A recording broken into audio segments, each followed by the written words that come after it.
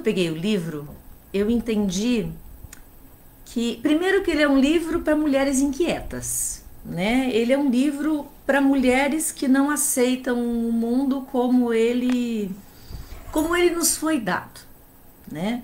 Porque ele é uma reflexão a respeito do processo de amadurecimento ou do processo de reflexão da mulher acerca do seu feminino, tá? Você deve estar vendo aqui ou no meu canal ou no Instagram que eu uso ateliê de histórias curativas, né? Então vamos começar por aí.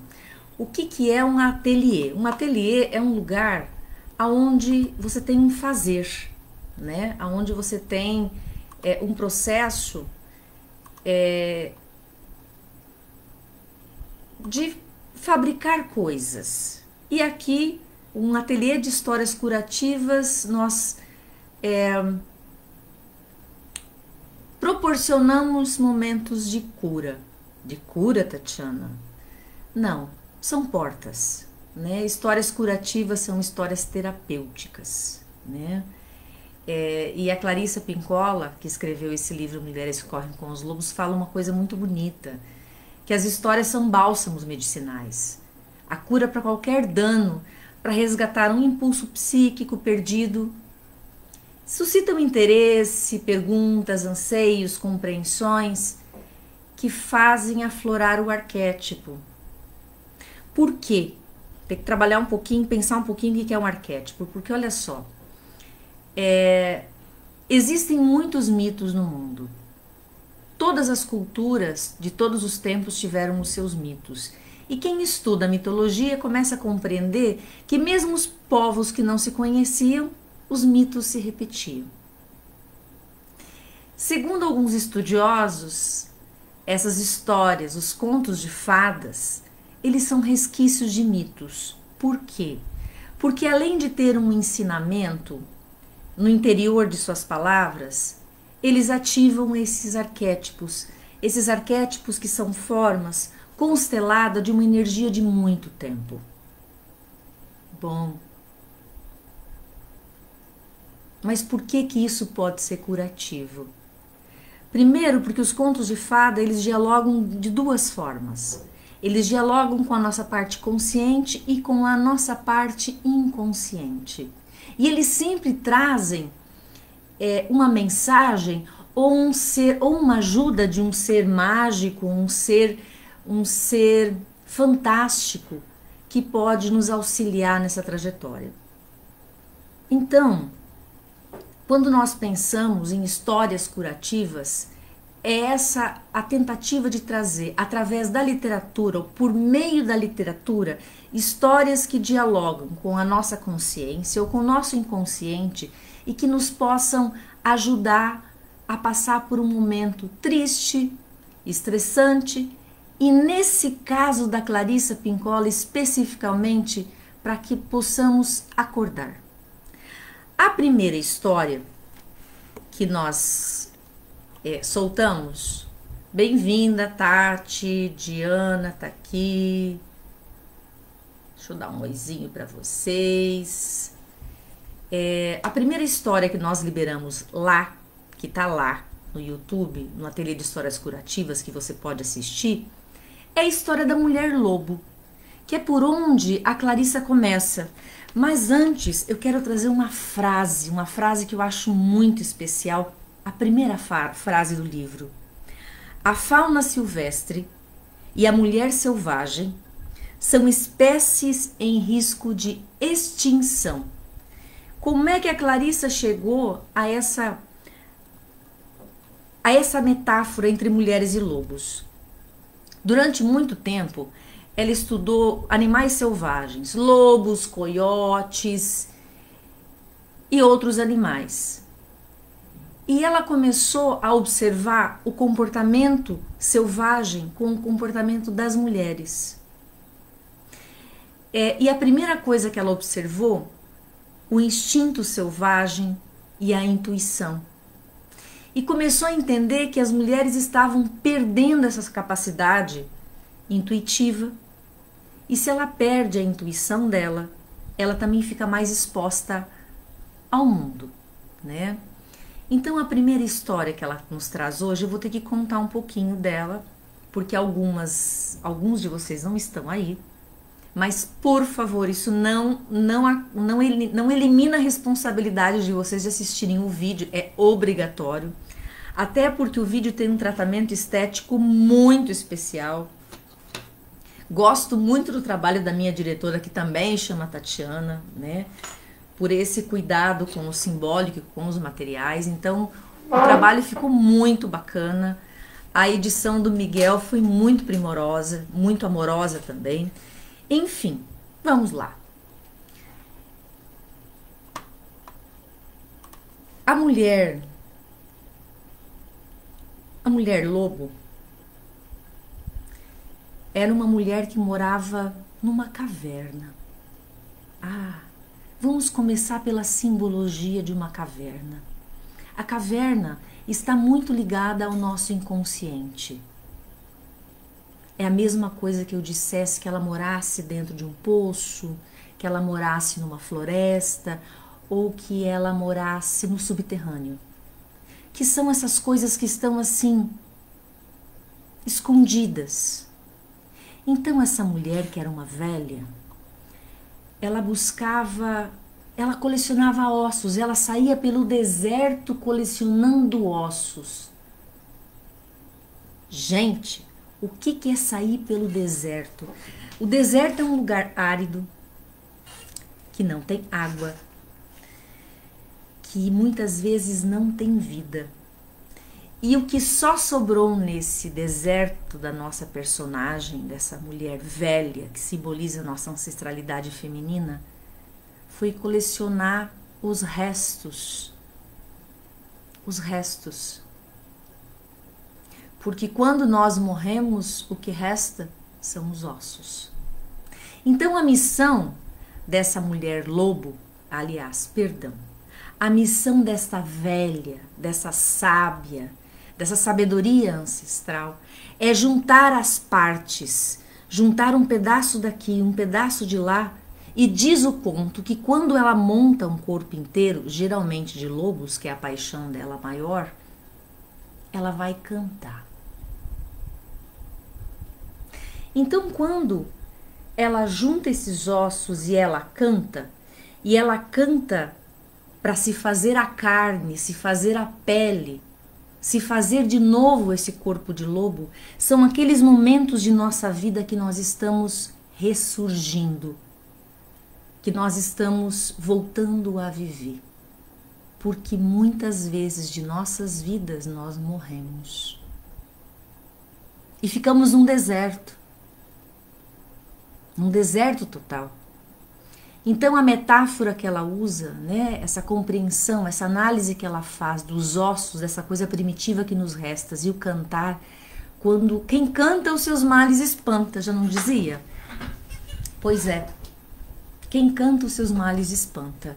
E assim a velha sábia, essa mulher ancestral, cantou e fez o lobo reviver, ressurgir.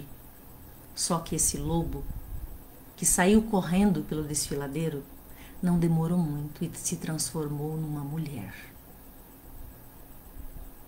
Então essa história tem muitas coisas simbólicas para a gente pensar, que esse é o papel das nossas lives. Por que é que esse conto e por que é que o livro de Clarissa mexe tanto com tantas mulheres do mundo?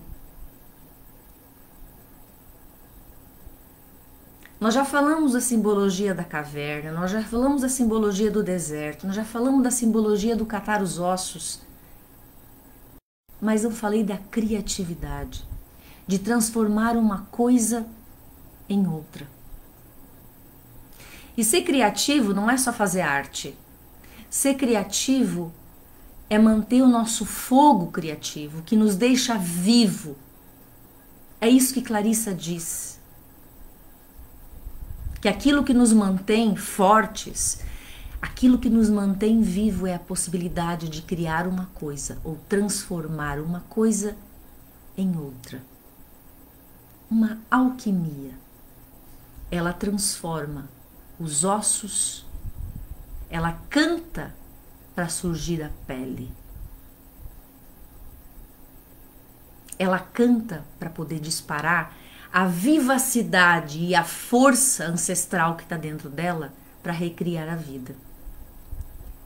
Então é bem importante que a gente sempre faça um processo de vigiar, de olhar para si mesmo, porque a leitura que se faz do conto, mesmo quando você encontra os personagens, homens, mulheres, fadas, eles sempre estão relacionados com a tua capacidade. Nesse caso, a tua capacidade de se regenerar. Sabe, aquele chefe chato, o marido pentelho, a amiga venenosa, né?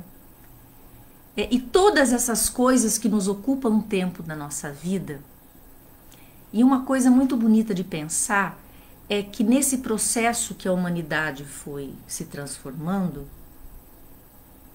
muitas coisas mudaram. Olha só que coisa maravilhosa. Eu estou conversando com vocês.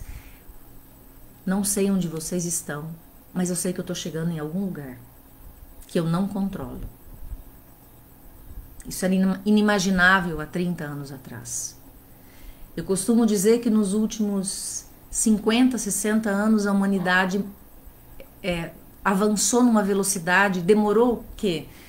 2.000, 3.000, sei lá quantos mil anos para poder ter energia elétrica. E depois dela muita coisa mudou. A luz, né? A luz. Então também é para dizer para vocês essa luz que nós temos que jogar até para poder ver a nossa sombra. Reconhecer os nossos lados sombrios, reconhecer as nossas mortes, reconhecer os nossos ossos, reconhecer inclusive quando a gente morreu. Numa parte do livro tem uma coisa muito bonita que ela diz, que quando não nos resta nada, ainda nos resta os nossos ossos, para que a gente possa cantar sobre eles e reavivar. E fazer ressurgir a pele, e fazer ressurgir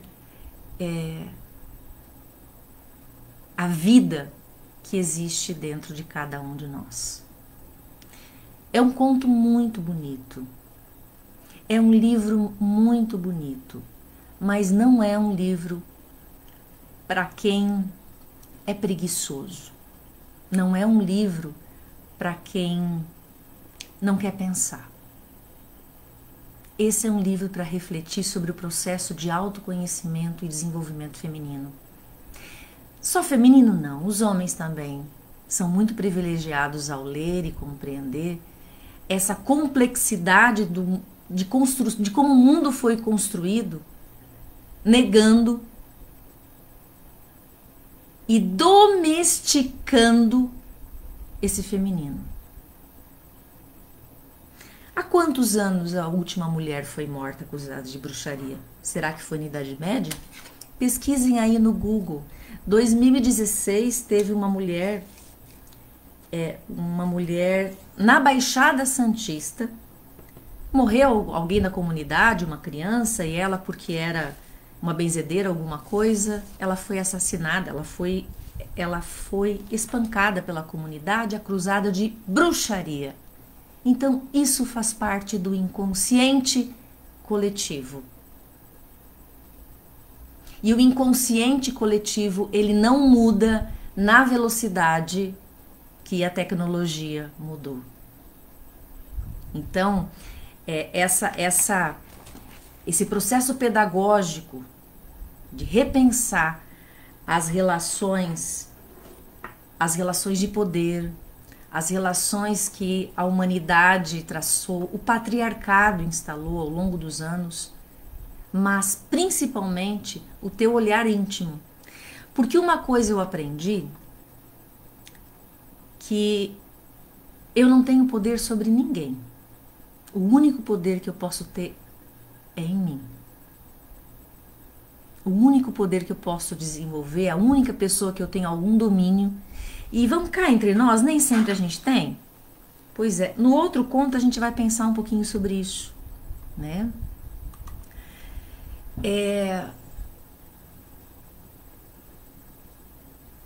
Eu fico pensando o que é esse lobo depois que ele corre livre pelo mundo. Essa fera que existe dentro de cada um de nós. Porque nós precisamos também ser fera. Ah, não, eu esqueci. Me lembrei agora de uma coisa. Página da Veja, quando Michel Temer assumiu a presidência da República, para falar de Michela Temer, e a chamada era linda, recatada e do lar. No século XXI. Né? Ainda valorizamos isso como um bom comportamento de uma mulher. Né? É bacana a gente poder pensar o que nós mudamos enquanto sociedade, o que nós mudamos enquanto cultura, e cada cultura e cada região, que o Brasil inclusive é continental, né, tem seus valores diferenciados, né? Mas avançando essa reflexão um pouquinho de hoje, né? Essa busca que está dentro de si mesmo. Então a pergunta desse capítulo, a pergunta dessa parte desse conto é: o que você faz para entrar em contato com a sua intuição, com a sua criatividade, com a sua vivacidade? Quais foram os teus aspectos que precisaram morrer ou que estão apagados para que você pudesse trabalhar onde você trabalha, para você viver na família onde você está? É questionar isso. É olhar isso. Não é simplesmente deixar passar batido. Há alguma pergunta, vocês que estão aí? Alguma pergunta sobre esta parte dessa história? Senão eu vou passar para outra. É bacana que vocês possam fazer uma interação, senão eu vou ficar falando aqui que nem uma coisa. Deixa eu ver se tem alguma interação no outro. Ah, eu tenho aqui. Como é que eu acesso os comentários? Deixa eu ver. Como é que eu acesso os comentários que estão aqui no Facebook? Não. Eu não tenho como visualizar. Aqui. A Ângela disse boa noite. A Veri também disse boa noite. Bem-vindas. Bem-vindas. Então, para a gente rever um pouco essa história, vai lá no YouTube, clica, curte a página. YouTube não é curtir, né? No YouTube é inscrever. Se inscreve no canal Ateliê Histórias Curativas, e lá você vai rever a história, ter a possibilidade de pensar um pouquinho de novo sobre ela. E aquilo que eu te disse agora, tá? Vamos passar.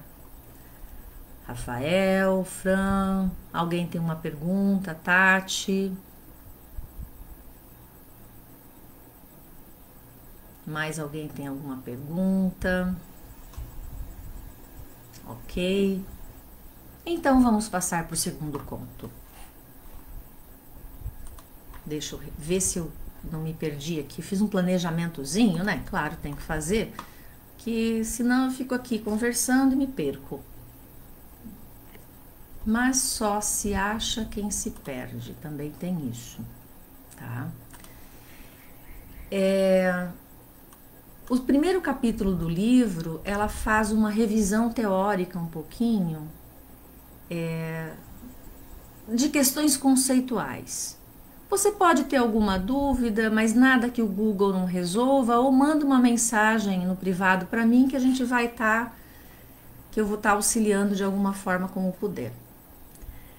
Vamos lá a uma outra história.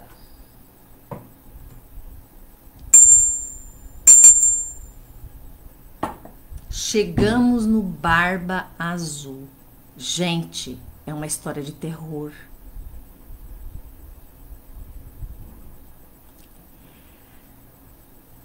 Dizem que no alto de uma montanha as freiras guardaram a barba do Barba Azul, porque ninguém mais tinha coragem de tocar naquele corpo. Ele era um homem rico,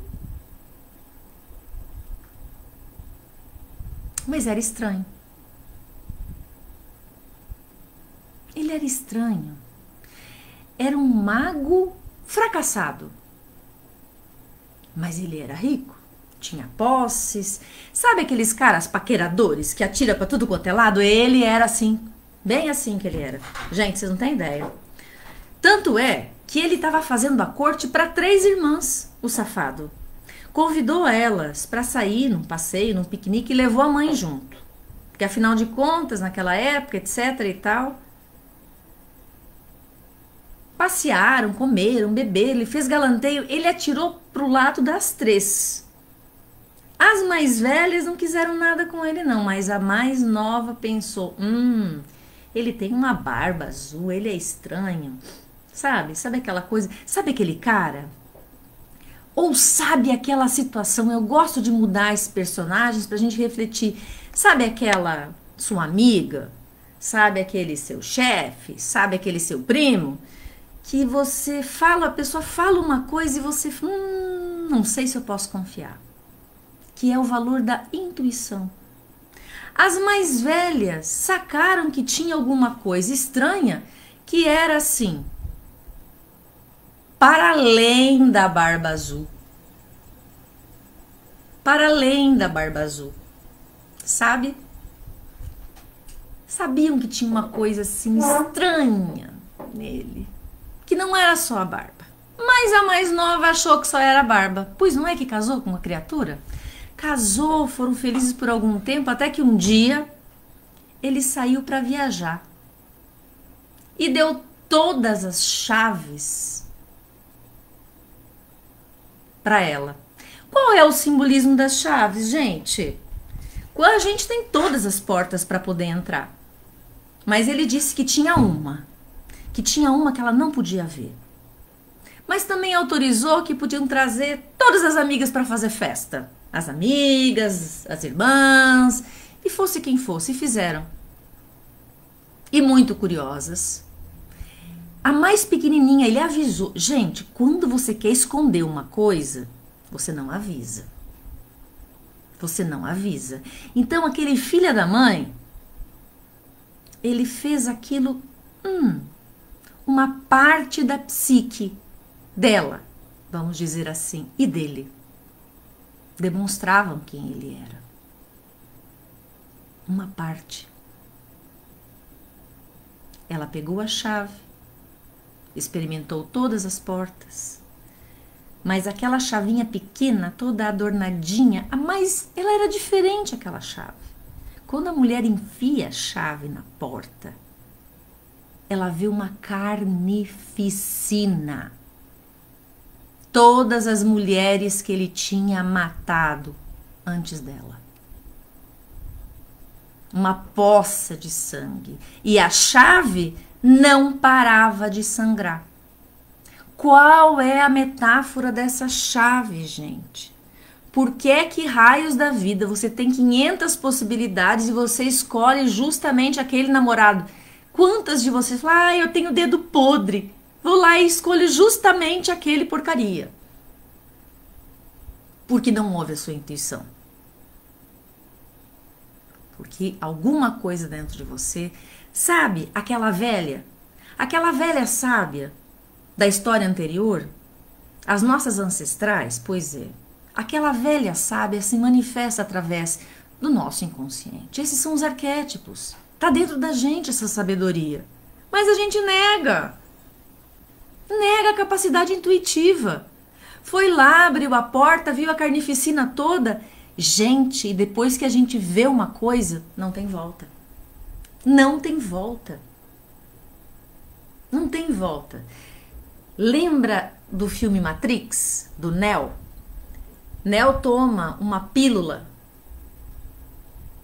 a pílula do conhecimento, né? Que não tem mais. E o que ele ouve é que depois que tomar aquela pílula, nunca mais você vai ver o mundo como você via antes. É que nem a metáfora dessa chave. Depois que você vê o estrago todo, não tem como você negar. Agora, do que a autora quer dizer?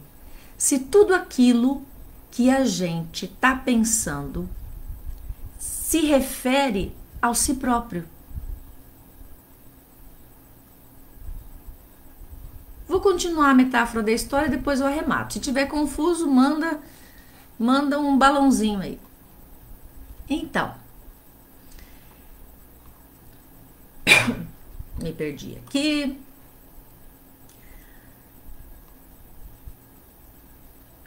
Ela entra.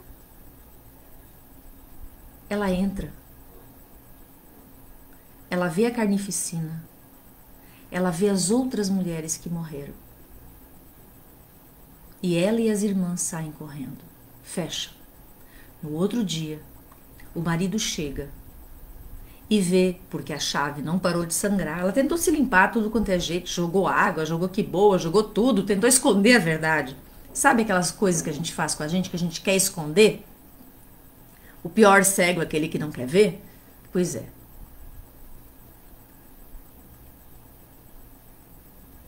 Então, no outro dia, quando ele chega e vai conversar com ela, ele percebe que ela abriu justamente a porta que não era. Ela entrou aonde não era para entrar. Então ela pede para ele para rezar um pouco. E os irmãos chegam de uma forma mágica e matam o Barba Azul. Se a gente for pensar que todos os elementos têm a ver com a nossa psique, a pergunta desse conto é: quem é o seu predador interno? Quem é o teu sabotador? Que parte sua é a parte que te destrói? A bebida,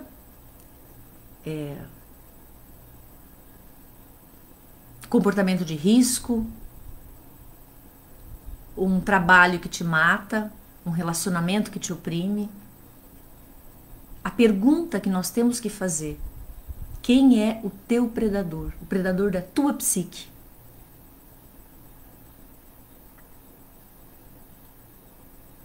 Quem é essa figura?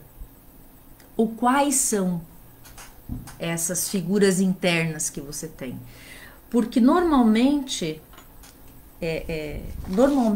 nós projetamos as nossas coisas nos outros. Mas é como se a gente fosse uma engrenagem, sabe? Se a tua engrenagem ela tá faltando uma forma, você vai casar com alguém, você vai se relacionar com alguém, você vai para um lugar aonde essa engrenagem funciona na disfunção. Então a relação está disfuncionada. A relação de trabalho, a relação afetiva, e aí vai embora. Essa é uma reflexão que a gente tem que fazer. E essa é a reflexão que o conto nos traz. Vamos ver se aqui nós temos mais alguém que fez algum comentário. Boa noite, boa noite, boa noite. Marilda. Cassiana. Quem? Deixa eu contar aqui para Cassiana. Cassiana, deve ter chegado agora. Esse é o livro Mulheres que Correm com os Lobos. Hoje nós estamos pensando no aspecto terapêutico do conto da mulher lobo e do Barba Azul, tá?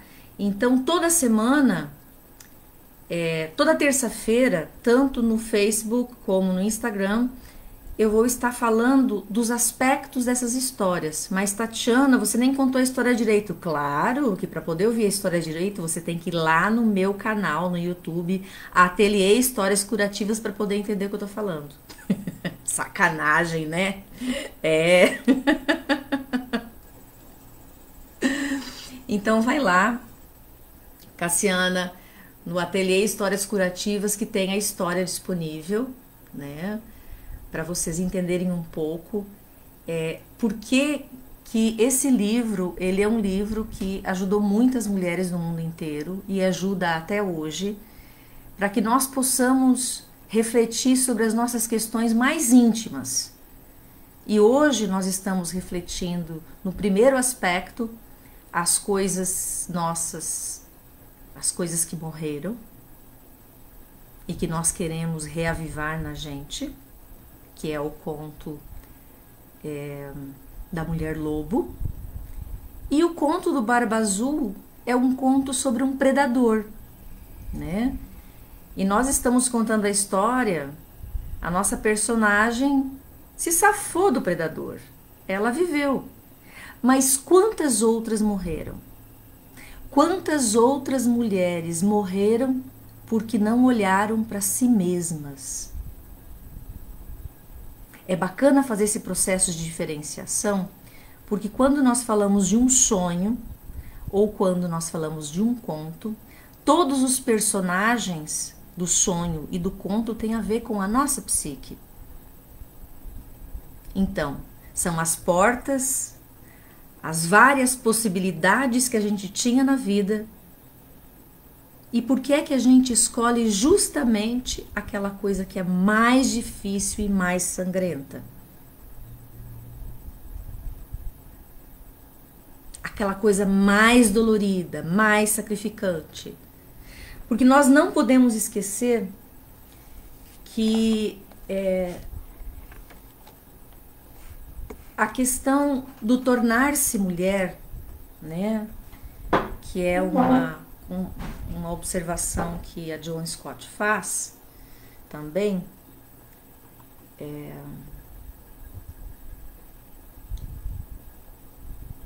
cada cultura vai lapidando as pessoas que nela vivem e ditando modelos, formas e moldes do que é ser homem e do que é ser mulher.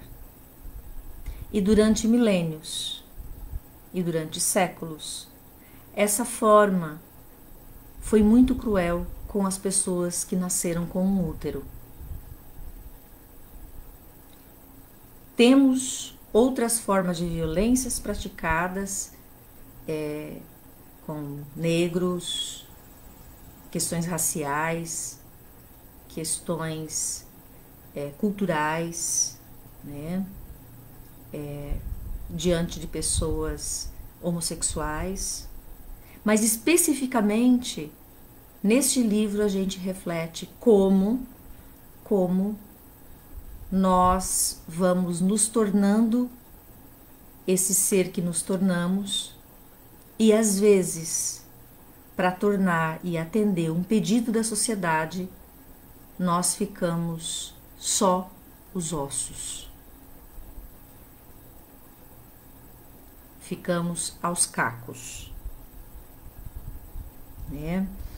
Então, essa sobrecarga, nós temos uma sobrecarga, porque afinal de contas, mãe, mulher, funcionária, trabalha, uma sobrecarga muito grande sobre esse feminino de forma histórica. A maternidade antes do controle da natalidade, tem um historiador que fala que as mulheres não menstruavam na pré-história, porque elas estavam sempre grávidas, né? E depois disso, as mulheres que não queriam se casar ou que não estavam ali foram para a mata, foram para o mato, ficarem exiladas e foram conhecidas como bruxas. Até porque elas tiveram que aprender a viver no mato, a viver na floresta, a viver nos bosques, né? então são conhecidas como mulheres cíclicas, porque elas aprenderam a lidar com o corpo dela. Então nós, que hoje temos o controle da natalidade, que estamos no mercado de trabalho, que ainda ganhamos menos, isso é uma coisa infindável, o livro ele trata dessa reflexão, do teu processo de autoconhecimento, do teu processo de autocuidado, do teu processo de autoamor. E que às vezes esse processo, ele é muito doloroso. Ele não é fácil, às vezes você precisa até de ajuda. Porque assim como o Neo que tomou a pílula lá no Matrix, né, no filme Matrix, a pílula do conhecimento e não viu mais o mundo como ele era, quando você entra nessa porta, abre essa porta e vê todo esse sangue, essa dor e essa violência, você também não pode negar o que você está vendo, né? Então eu costumo dizer que é uma viagem de ida sem volta. Quem começa um processo de autoconhecimento, quem vê a si mesmo, vê o seu predador interno. Não estou falando do predador que está fora, estou falando do predador que está dentro. Não estou falando do sabotador de fora, estou falando do sabotador de dentro. Quando você começa a olhar para isso, não tem como mais você ignorar. Então, deixa eu ver quem mais está aqui. Quando descobrimos o predador, dá para sabotá-lo? Bom, Luísa, tem uma pergunta aqui, né? Quando descobrimos o predador, dá para sabotá-lo? Bom, se o predador é interno, dá para fazer o engano do auto-engano, né? Mas eu acho que você está querendo dizer quando o predador está fora, tá? Eu acho que a pergunta que tem que ser feita é por que você escolheu um predador? Essa é uma pergunta. E por que você não consegue se desfazer das garras desse predador? O que é que te mantém presa? Será que sabotar o predador não é manter um relacionamento abusivo? Sabe aquela coisa... Gente, tem pessoas que só conseguem se relacionar no conflito. Sabe aquela roda viva? Sabe aquela roda viva? Eu te alfineto, aí você vai lá e me alfineta, e aí eu devolvo, e aí eu continuo devolvendo. Isso é um relacionamento abusivo, né? Mas é importante que a gente olhe o conluio interno. Por que é que me mantenho com esse predador? Qual é o ganho que eu estou tendo? O ganho secundário que a gente fala, né? Em estar com um predador. E a experiência diz, e os estudos dizem, que você só consegue romper com o predador de fora se você olhar para o teu predador de dentro. Tá?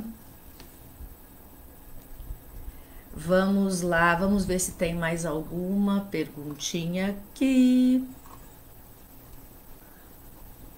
Alguma perguntinha aqui? Não temos nenhuma pergunta. Então, fica o convite, tá? Fica o convite para vocês lerem o livro Mulheres que Correm com os Lobos. Fica o outro convite para vocês irem lá no YouTube e assistirem os 2 vídeos liberados, que é a Mulher Lobo, o Barba Azul